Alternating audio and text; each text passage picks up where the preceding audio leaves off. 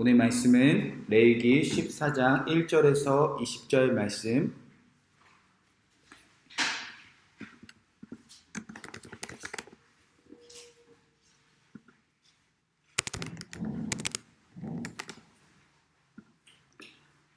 레위기 14장 1절에서 20절 말씀을 제가 대신해서 봉독해 드리도록 하겠습니다.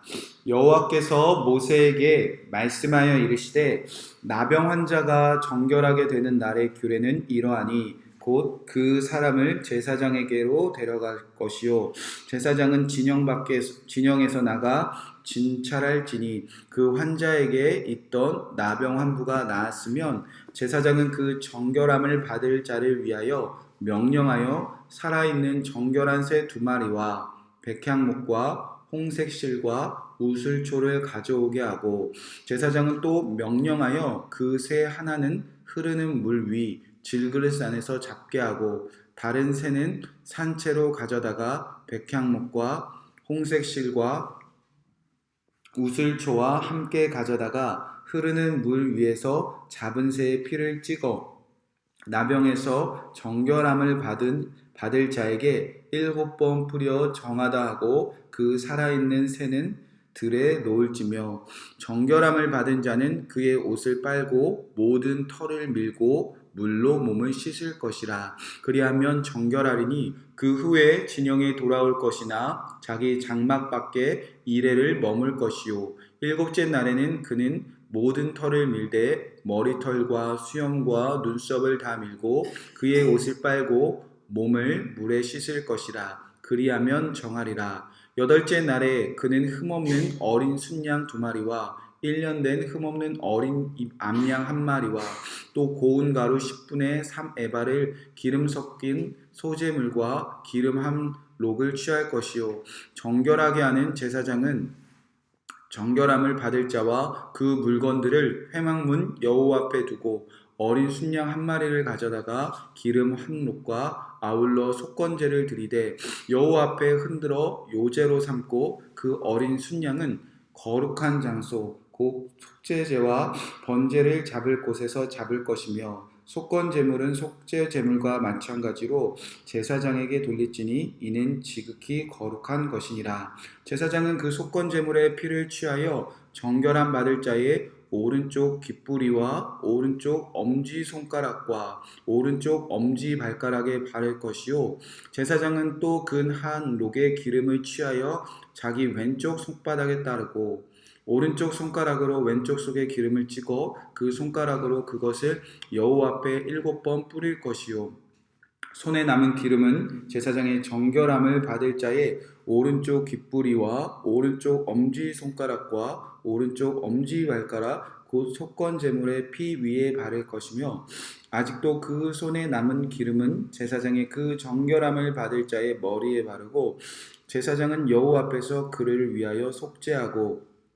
또 제사장은 속죄제를 드려 그 부정함으로 말미암아 정결함을 받을 자를 위하여 속죄하고 그 후에 번제물을 잡을 것이요 제사장은 그 번제와 소제를 제단에 드려 그를 위하여 속죄할 것이라. 그리하면 그가 정결하리라. 아멘. 하나님의 말씀입니다. 오늘 말씀은 레위기 14장 1절에서 20절 말씀, 나병 환자 한 사람을 향한 하나님과 공동체의 사랑이라는 말씀 제목 가지고 이 말씀이 우리 안에 예수님의 이름으로 이루어지기를 기도하도록 하겠습니다. 자, 오늘 말씀은 그 차라트라고 불리는 나병 환자가 다시 정결케 되는 그 규례에 대해서 명령하셨습니다.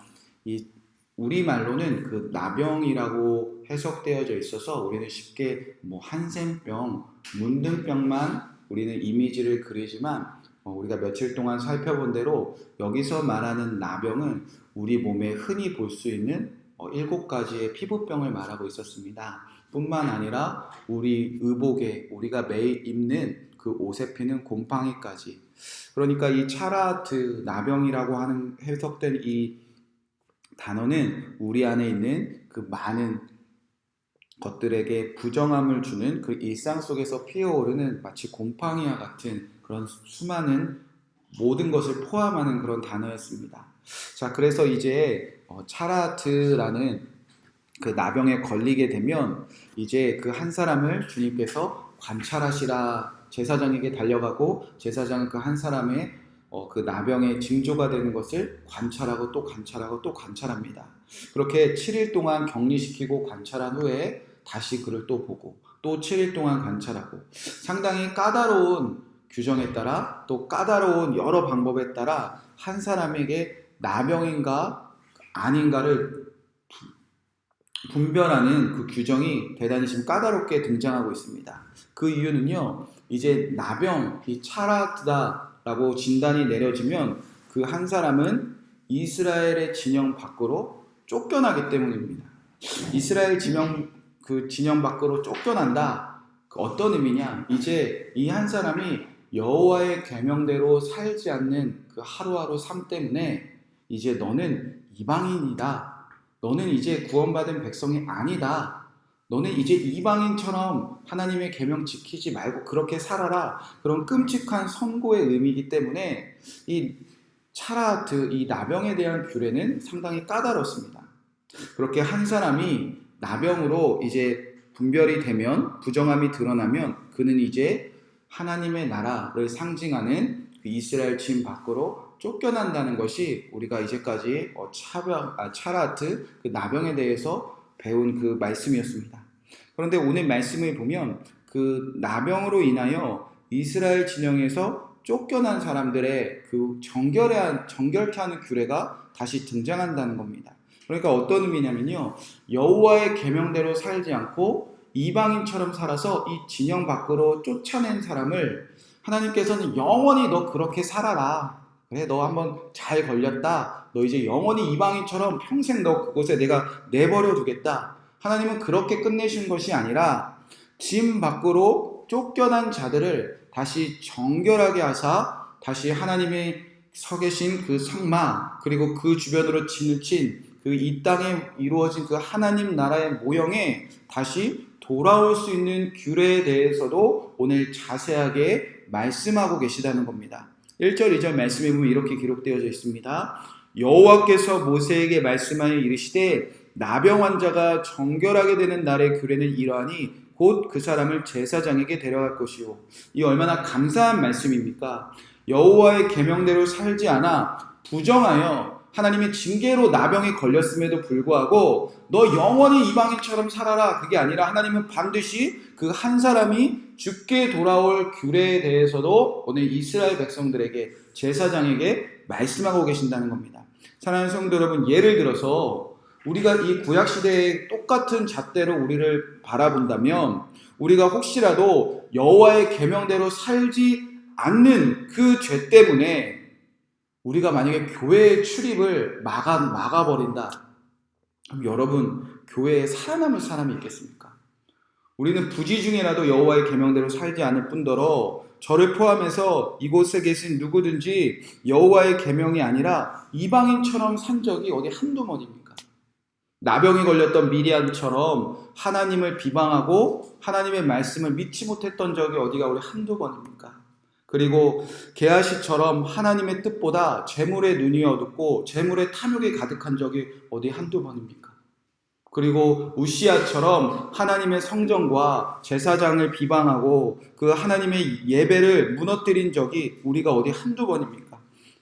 그런데도 불구하고 하나님은 우리가 하나님의 백성으로 살아가는 그 순간순간을 떠나 이방인처럼 살아가는 우리에게 하나님은 오늘 그의 은혜와 그의 사랑과 긍휼하심을 베푸는 장면이 이 정결하게 하는 규례라는 겁니다.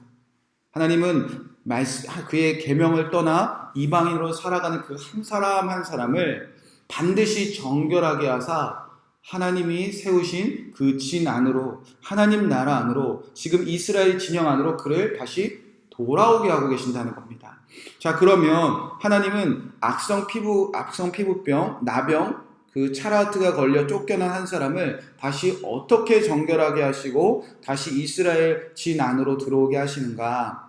자, 3절 말씀이 이렇게 기록되어져 있습니다. 제사장은 진영에서 나가 진찰할지니 그 환자에게 있던 나병 한 부가 나았으며 이 나병으로 부정한 자를 다시 먼저는 진 밖에서 제사장이 만납니다. 그래서 제사장이 그를 진찰합니다. 그리고 이 나병이 환부가 나아간다. 그러면 어떻게 하냐? 4절 5절 말씀에 이렇게 기록되어져 있습니다. 제사장은 그 정결함을 받을 자를 위하여 명령하여 살아있는 정결한 새 2마리와 백향목과 홍색질과 우슬초를 가져오게 하고, 제사장은 또 명령하여 그 새 하나를 흐르는 물 위에 질그릇 안에 잡게 하고, 다른 새는 산채로 가져다가 백향목과 홍색실과 우슬초와 함께 가져다가 흐르는 물 위에서 새를 잡는다는 겁니다. 그러니까 제사장은 이 부정한 자를 이제 깨끗하게 하여 진 안으로, 하나님의 나라 안으로 들어오게 하기 위해서 정결한 새 2마리와 백향목과 우슬초를 홍색실로 묶습니다.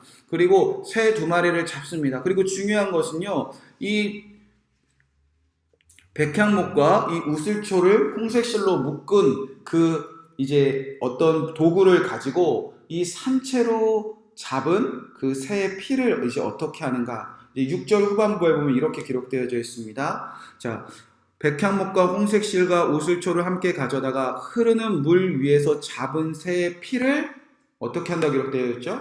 피를 찍습니다. 자, 먼저 새에서 피 흐르는 흙을 하나님이 준비한 그 도구에 피를 찍는다는 겁니다. 그리고 나서 어떻게 하는가? 두 번째 7절 말씀에 보면 나병에서 정결함 받을 자에게 7번 뿌려 정하다 하고 그 살아있는 새를 들에 놓을지며. 자, 나병에 걸려 진밖에 쫓겨난 사람에게 그 찍은 피를 7번 뭐 한다는 거죠? 뿌린다. 피를 뿌리라고 명령하셨다는 겁니다. 그리고 세 번째 14절에 보면 제사장은 그 속건제물의 피를 취하여 정결함을 받을 자의 오른쪽 깃뿌리와 오른쪽 엄지손가락과 오른쪽 엄지발가락에 바를 것이요. 그 피를 이제 그 나병 환자에게 피를 바르기 시작한다는 겁니다. 그러니까 정리하자면요, 부정하게 되어 하나님의 말씀대로 살지 않아 지금 쫓겨난 그 나병 환자 한 사람에게 그 피를 찍고 7번 뿌리고 하나님이 명령하신 정확한 자리에 피를 바르기 시작한다는 겁니다. 여러분, 지난 레위기 1장에서 7장까지 해서 등장하는 5가지 제사 중에 피를 찍고 피를 뿌리고 피를 정확하게 이렇게 똑같은 곳에 바르는 제사법이 있었습니다. 어떤 제사법이냐면 바로 레위기 4장에 등장하는 속죄제의 규례입니다. 자, 제사장이 이 여호와의 계명을 부지 중에라도 범한 경우에 그 죄는 하나님의 성소를 그리고 공동체를 오염시키는 그 죄를 속죄하기 위해서 하나님께서 속죄제를 명령하셨는데, 제사장이 수송아지를 끌고 와서 이 제사장의 죄 때문에 이 성소가, 이 성막이 하나님의 계신 지성소 앞까지 다 오염시켰을 때 이 제사장이 어떻게 하나님께 속죄제를 드리라고 명령하셨는가? 한번 레위기 4장 한번 펼쳐보시기 바랍니다. 제사장의 위임식이 끝났는데 제사장의 죄가 지금 드러났습니다. 그리고 정결과 부정을 말하는데 이제 그 정결과 부정 속에서 이제 한 부정함이 드러나서 쫓겨나는 사람이 들어올 때 어떻게 속죄제를 드리는지 비교해 보시면 좋다는 겁니다. 자, 4장 5절의 말씀에 보면 이 제사장의 죄가 성소까지 다 오염시켰습니다. 그런데 어떻게 하느냐? 4장 5절 말씀입니다. 기름 부음을 받은 제사장은 그 수송아지의 피를 가지고 회막 안으로 들어갑니다. 이제 성소를 깨끗하게 하러 들어간 겁니다. 제사장이 여호와의 계명대로 살지 않아서. 그때 어떻게 하느냐? 그 제사장의 손가락을 그 피를 뭐 한다고 기록되어져 있죠? 찍습니다. 그리고 여호와 곧 성소의 휘장 앞에 7번 뭐 하죠? 뿌릴 것이며, 그리고 제사장은 그 피를 여호와 곧 회막 안 향단 뿔들에 뭐 하죠? 바른다, 이렇게 기록되어져 있습니다. 그러니까 제사장의 여호와의 계명대로 살지 않아서 하나님의 성전을 다 오염시켰다는 겁니다.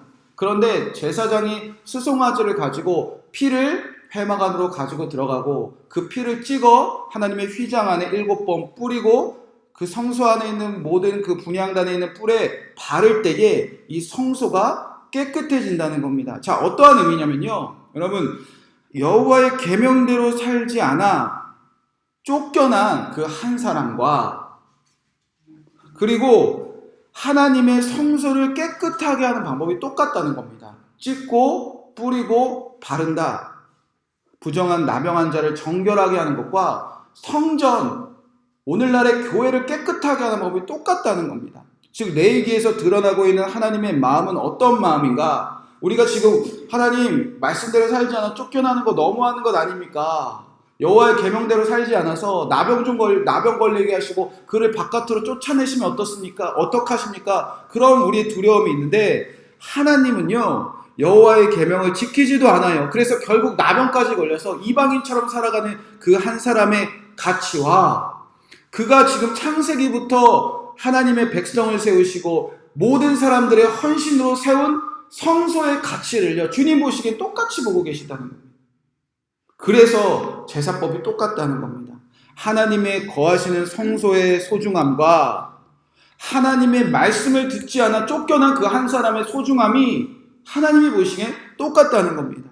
성막의 소중함 한 사람, 그것도 나병 환자의 성막이 똑같다는 겁니다. 오늘날로 말하면요 교회나 그리고 교회 안에서 말씀 잘 듣고 믿음 생활 잘하고 헌신 잘하고 그 한 사람의 가치가 똑같다는 거 아니라 주님이 세우신 교회와 우리 교회 안에서 제일 말씀대로 못 살고 어쩌면 이방인처럼 살아가는 그 한 사람의 가치를요 소중함을요 주님은 똑같이 보시고 계신다는 겁니다. 자, 뿐만 아닙니다. 나병 환자를 정결하기 위해서 이제 다시 피와 기름을 바르는 이제 속건제사도 등장합니다. 14절에 18절 말씀 쭉 읽어보시면 이제 속건제를 말씀하시는데 제사장은 그 속건제물의 피를 취하여 다시 돌아오시면 됩니다. 레위기 14장으로 레위기 14장 14절에 보면 제사장은 그 속건제물의 피를 취하여 정결함을 받을 자의 오른쪽 귓부리와 오른쪽 엄지손가락과 오른쪽 엄지발가락에 바르고 이제 속건제를 드린다는 겁니다. 여호와의 계명 부지 중에라도 범할 경우에 속건제사 즉 나 때문에 피해 입은 하나님의 성전과 공동체에게 다 찾아가서 보상하는 속건제사를 드리는데 그 피를 어디다 바르냐? 오른쪽 귓부리와 오른쪽 엄지손가락과 오른쪽 엄지발가락에 피를 바른다는 겁니다. 그리고 나서 이제 기름이 등장하죠. 속건제사에서. 자, 여기도 똑같이 14장 15절, 16절, 17절 보면 이제 제사장은 기름으로 어떤 일을 하는가? 15절 말씀 보면 제사장은 또 그 한 녹의 기름을 취하여 자기 왼쪽 손바닥에 따르고 오른쪽 손가락을 왼쪽 손에 기름에 찍어 그 손가락으로 그것을 여호와 앞에 7번 뿌릴 것이며 손에 남은 기름은 제사장이 정결함을 받을 자의 오른쪽 귓부리와 오른쪽 엄지손가락과 오른쪽 엄지발가락과 그 속건제물 피 위에 바를 것이며 그러니까 먼저 피를요 오른쪽 귀와 오른쪽 오른쪽 엄지손가락과 엄지발가락에 바른 후에 이제 기름을 가지고 제사장이 첫 번째로 손바닥에 따른다, 손바닥에 바른다라는 뜻입니다. 그러니까 기름을 먼저 바릅니다. 그리고 나서 16절에 보면 기름을 찍어 여호와 앞에 뿌린다. 하나님의 성전 앞에 뿌린다는 뜻입니다. 7번 뿌리고 그리고 기름을 이 나병 환자의 오른쪽 귓부리와 오른쪽 엄지와 오른쪽 손가락 그 피 위에 기름을 바릅니다. 자, 이 장면이 또다시 어디서 정확하게 다시 등장하는가? 자, 제사장 위임식에서 똑같이 등장합니다. 레위기 8장 말씀에 보면 제사장 위임식 이스라엘 중심의 소중한 이 이스라엘을 살릴 이스라엘을 회복시킬 제사장의 위임식의 방법과 똑같습니다. 8장 한번 펴보시기 바랍니다. 레위기 8장 10절에 보면 이렇게 시작을 합니다. 레위기 8장 10절 말씀입니다. 모세가 관유를 가져다가 성막과 그 안에 있는 모든 것에 발라 거룩하게 하고 자, 아까 제사장의 그 손에 바른 것과 똑같은 것이 등장합니다. 또 제단에 7번 뿌리고 아까도 7번 기름을 뿌리라고 했죠. 그리고 또 그 제단과 그 모든 기구와 물두멍과 그 받침에 발라 거룩하게 한 후에 자 이제 기름을 누구에게 바르냐 12절에 보면 8장 12절입니다. 또 관유를 아론의 머리에 붓고 그에게 발라 거룩하게 하고 또 순양 곧 위임식에 순양을 드릴세 아론과 그의 아들들의 순양을 머리에 안수하고 모세가 잡고 그 피를 가져다가 아론의 오른쪽 귓부리와 오른쪽 엄지손가락에 그의 엄지발가락에 바른다. 그러니까 피를 똑같이 제사장을 세울 때 피를 오른쪽 귓부리와 오른쪽 손가락과 오른쪽 발가락에 바른 후에 그리고 24절입니다. 8장 24절에 보면 아론의 아들들을 데려다가 모세와 그 오른쪽 귓부리와 그들의 손의 오른쪽 엄지손가락과 그들의 발의 오른쪽 엄지발가락에 그 피를 바르고 또 모세가 그 피를 제단 사방에 뿌리고 그러니까 기름을요 바르고 또 바르는 방법이 똑같이 등장한다는 겁니다. 자, 그러니까 이것은 어떤 의미냐면요. 하나님의 여호와의 계명대로 살지 않아서 나병에 걸렸습니다. 이제 너는 이방인이다. 그렇게 규정을 당했다는 겁니다. 그런데 그 쫓겨난 한 사람을 진 밖에서, 하나님 나라 밖에서, 이 공동체 밖에서 다시 들어오게 하실 때 제사장처럼 지금 받아들이고 있다는 겁니다. 그 나병 한 사람이요, 나병 걸려서 부정함이 모든 사람에게 드러났음에도 불구하고 하나님과 이스라엘 공동체를 마치 그가 누구처럼 우리에게 들어오는 것으로 받고 있는가? 왕 같은 제사장 다시 세우는 방법으로 그를 지금 그 공동체 안으로 다시 들어오게 하고 있다는 겁니다. 그러니까 하나님은요, 여호와의 계명대로 살지 않았어요. 우리 교회 안에 어떤 부정함이 드러났어요. 근데 우리 그 부정함이 드러난 사람이 교회 안에서 그 부정함을 가지고 살만한 교회가 지금 우리 교회의 모습입니까? 조금이라도 잘못이 드러나면 그 한 사람은 고개 숙이고 그 한 사람을 다 정죄하고 그 한 사람을 공동체 안에 있는 걸 대단히 부담스럽게 여기는 것이 오늘날의 교회 아닙니까? 그런데 하나님이 세우신 공동체는요, 어떠한 죄를 지어도 여호와의 계명대로 살지 않아 쫓겨난 그 한 사람도 그 공동체 안에서 왕 같은 제사장으로 다시 우리 안에 교회 안에 들어온다. 그런 사랑을 가지고 한 사람을 바라보고 있었다는 겁니다. 누구든지 여호와의 계명대로 살지 않아 이방인처럼 살아가는 순간은 우리에게 셀 수도 없습니다. 우리도 이방인처럼 살아가는 그 모습들이 목사인 저에게도요 너무나 많고요, 성도들에게도 너무나 많이 드러납니다. 그럼에도 불구하고 하나님은 여호와의 계명대로 살지 않아 쫓겨나 마땅한 그 한 사람을 성전처럼, 성막처럼 똑같이 존귀하게 여기시고, 그 존귀한 한 사람이 죽게 돌아올 때, 하나님 나라 돌아올 때, 성소로 돌아올 때, 교회 안으로 들어올 때 그 한 사람을 바라보는 마음이 왕같은 존귀한 온 우리 교회와 이 이스라엘 전부를 살리고 우리 이스라엘 전체를 회복시키고 왕같은 제사장 한 명 세우는 것과 똑같은 방법으로 세우겠다는 겁니다. 자, 오늘날 우리의 교회 한번 비교해 보시기 바랍니다. 하나님이 이 땅에 레위기의 성막과 같은 하나님의 나라로 세우신 곳이 저는 교회라고 믿습니다. 이 교회는요, 하나님은 너무나 사랑하십니다. 어쩌면 제가 보기에는 이 성경을 읽어보면 하나님이 성막을 세우신 그 마음보다 교회를 세우시는 그 소중함이 더 크다 싶습니다. 왜냐하면 그의 아들 예수 그리스도의 피값으로 교회를 세우셨기 때문입니다. 그러니까 교회를 향한 주님의 마음은 너무나 크다는 겁니다. 그런데 얼마나 또 그 교회 안에 성도들을 사랑하시냐? 예수님 그 아들을 죽이시고 핏값을 세우셔서 세우신 교회에 그를 머리되게 하시고 한 사람 한 사람을 그 교회에 지체되게 하셨다는 겁니다. 그러니까 하나님은요, 예수님만큼, 그 예수님의 핏값으로 사신 교회만큼 이제 지체된 한 성도 한 사람 한 사람을 사랑한다는 겁니다. 근데 그 한 사람이 부정해졌습니다. 그 부정한 것은 말씀대로 살지 않았다는 겁니다. 그래서 이방인인 것이 드러났습니다. 하나님의 나라의 백성들을 살지 않는구나. 그런데 하나님은 그 한 명의 소중함을, 지금 그 교회 안에 한 사람의 소중함을, 말씀대로 살지 않는 그 소중함을 주님은 오늘은 말씀하고 싶어 하신다는 겁니다. 한 사람이 설사 부정하여 교회 밖으로 나갈 수밖에 없을 때, 교회는요, 성도들은요, 그 공동체에서 그 한 사람이 우리 바깥으로 나가는 것을 마음 찍찍 찢길 정도로 아파한다는 겁니다. 그래서 이 부정함이 드러나는 시간이 너무나 오래 걸린다는 겁니다. 바로 너 부정에 쫓겨난 일이 구약시대에는 없습니다. 7일 동안 관찰하고 또 7일 동안 관찰하고 다시 기준을 가지고 여러 가지 기준을 가지고 어떻게든 그 한 사람이 공동체 안에서 나가는 것을 막기 위하여 제사장과 온 공동체가 하나 되어서 철저한 규례를 가지고 진영 바깥으로 나가는 것을 막아내기 위한 방법으로 지금 정결과 부정의 규례를 말하고 있으며, 또 어떠한 이유에서든지 교회를 떠나갔던 한 명의 성도가 다시 예수 그리스도의 몸된 교회를 들어올 때 한 명도 그를 부정한 마음으로 바라보는 마음이 없었다는 겁니다. 그를 누구보다 귀한 마음으로, 누구보다 사랑의 마음으로 주님의 몸된 한 성도가 돌아오는 것을 왕같은 제사장을 세웁시다라는 마음으로 구약의 성막을 중심으로는 그렇게 한 사람을 바라봤다는 겁니다. 여러분, 이 마음이 우리 안에 있습니까? 교회를 이루고 있는 목사의 마음에, 교회를 이루고 있는 성도의 마음이 있습니까? 오늘날 우리가 섬기는 교회 안에 이 마음이 있습니까?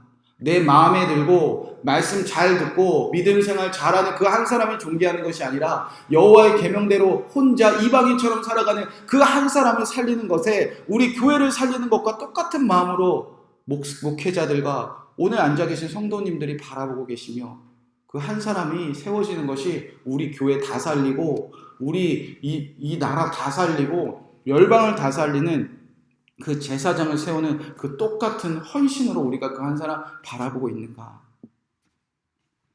사랑하는 성도 여러분, 한 사람을 소중히 여기는 곳, 어떠한 이유에서든지 교회에서 한 사람 떠나가는 것을 너무나 같이 마음 아파하고 교회를 떠난 한 사람이 다시 교회로 돌아온다면 그를 세상 그 누구보다 소중하게 여기는 그곳이 어디인가? 바로 교회라는 곳입니다. 그곳이 바로 하나님의 말씀하신 공동체고요. 그것이 바로 하나님이 세우시기 원하는 교회의 본질이라는 겁니다. 누가 정결한가? 누가 부정한가? 그 얘기하는 것이 교회가 아닙니다. 어떠한 부정한 한 사람도 우리 교회처럼 우리 교회 정분처럼 여기고 어떠한 한 사람도 왕같은 제사장으로 세우기 위하여 사랑을 가지고 바라보는 곳이 바로 이스라엘의 공동체였다면 우리도 그런 공동체를 만들기를 주님께서 원하신다는 겁니다. 바로 그 중심에 성막을 치시고 거하시는 교회의 모습은 나병 환자 한 사람마저 계명대로 살지 않은 그 한 사람마저 끝까지 사랑하는 곳이 바로 저와 여러분이 세워나가기 원하는 교회라는 곳입니다. 이 교회의 뜻이 오늘 우리 안에 이루어지기를 함께 기도하도록 하겠습니다. 하나님, 여호와의 계명대로 살지 않는 우리의 모습이 너무나 많습니다. 여호와의 계명대로 살지 않고 이방인처럼 살아가는 모습이 우리 안에 너무나 많이 있습니다. 그런데 하나님은 반드시 그 한 사람을 진영 밖에서 살게 하기 위함이 아니라 그 부정함을 다 드러내고 그 부정함을 다시 깨끗하게 하여 그 공동체의 중심에 세우기 원하셨습니다. 하나님, 이 뜻이 우리가 섬기는 교회와 이 땅의 한국 교회와 그리고 열방의 교회에게 드러나기를 오늘 함께 기도하겠습니다. 하나님, 우리 교회가 한마음 한뜻으로 한 사람의 소중함과 우리 교회의 소중함을 아버지 동일하게 여기게 하여 주옵소서. 한 사람 떠나가는 거, 한 사람 교회에 멀어지는 거 우리가 가볍게 여기지 않는 정말 사랑의 공동체가 우리가 섬기는 교회 안에 이루게 하여 주시옵소서. 그리고 혹여 그가 여호와의 계명대로 살지 않아도 그 한 사람의 공동체 안으로 다시 들어올 때 왕같은 제사장이 들어온다. 정말 존귀한 자가 우리 교회 안에 들어왔다. 그 존귀한 자를 우리 왕같은 제사장으로 함께 세워가자. 그렇게 사랑으로 섬기는 교회 되게 하여 주옵소서. 오늘은 이 한 가지 붙잡고 기도하겠습니다. 우리가 섬기는 교회가 이렇게 한 영혼을 소중히 여기는 교회가 되게 하여 주옵소서. 특별히 여러분 주일날 섬기시는 교회를 위하여 주일날 예배 가운데 이러한 마음이 여러분이 섬기는 교회 안에 가득하기를 기도하시기 바랍니다. 하나님, 오늘 이번 주 주일 예배 가운데 우리가 한 명을 교회처럼 소중히 여기고 그 한 명을 왕같은 제사장처럼 존귀하게 바라보는 교회가 오늘 내가 주일 예배는 드리는 그 교회 가운데 그리고 우리가 섬기는 교회 가운데 이번 주 주일에 이 말씀이 온 교회 안에 세워지게 하셔서 나병 환자 한 자가